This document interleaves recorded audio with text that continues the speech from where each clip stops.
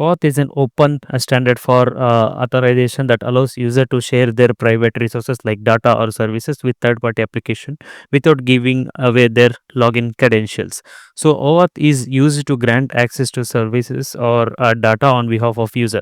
Basically, OAuth is like authorization, not authentication. OAuth is used to authorize one services, a third-party app, to access a user's data on other services, like using Facebook to log into a website.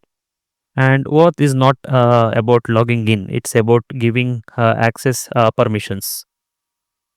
So the key components of OAuth are like resource owner, the user who owns the data or resources, like Google account.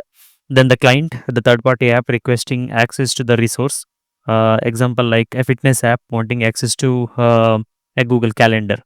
Then authorization server, the server that authenticates the user and issues an access token, like Google's authorization server.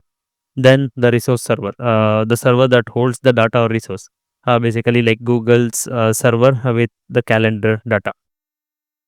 So these are the key components which used in OAuth. And the OAuth tokens like access token and refresh token.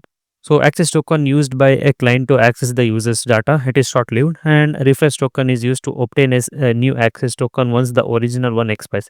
It lasts longer than access token. These are the OAuth token types. So let's see the OAuth flow. So, like the client, the third party application initiates the process. The client application redirects the user to authorization server, like Facebook and Google, to request access. Basically, the request includes a client ID, a unique identifier for the client application, then redirect URI, where the authorization server will send the user after granting access. Then response type, scope, state, like response type usually code for authorization code flow. Then scope, what data the client wants access, and the state will be optional, like a parameter to prevent a CSRF attack. And it's a like a get method, like client initiate the process. The next will be user authorization, like the resource owner, the user is presented with a consent screen asking if they allow the client application to access specific resource, like email, calendar and all. The user can approve or deny the request. If the user approves the request, the authorization server redirects the user back to redirect URI provided by the client with authorization code. So then the token exchange happens, like a client application takes the authorization code and exchange it for an access token, and possibly a refresh token as well, by making a post request to the authorization server's token endpoint. And this request includes grant type, usually authorization code, then the code, the authorization code received, redirect URI, the same URI used in original request, client ID and client secret. It's a credential for authentication. Basically, it's a post method, like then access token and refresh token happens. The next step will be, if the request is valid, the authorization server responds with the access token to access the protected resource, and optionally the refresh token as well, to get new access tokens without requiring reauthorization. Then accessing the protected resource, like the client application can now use the access token to access the user's resource from the resource server, like a user's Google Drive or Facebook data.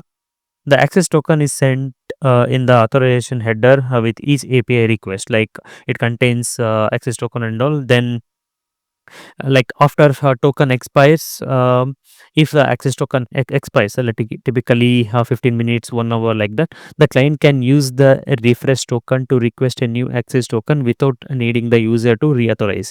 The refresh token is sent to the token endpoint. The response will include a new access token and optionally a new refresh token. So basically, this is the auth flow in action. Like you can see, like when a user visit a app, when clicks login with Google, app redirects the user to Google's authorization server. User logs in and grants permission for the app to access Google Calendar, and authorization code is sent to the app. App exchanges the authorization code for an access token and a refresh token. Then app access the user's Google Calendar using access token.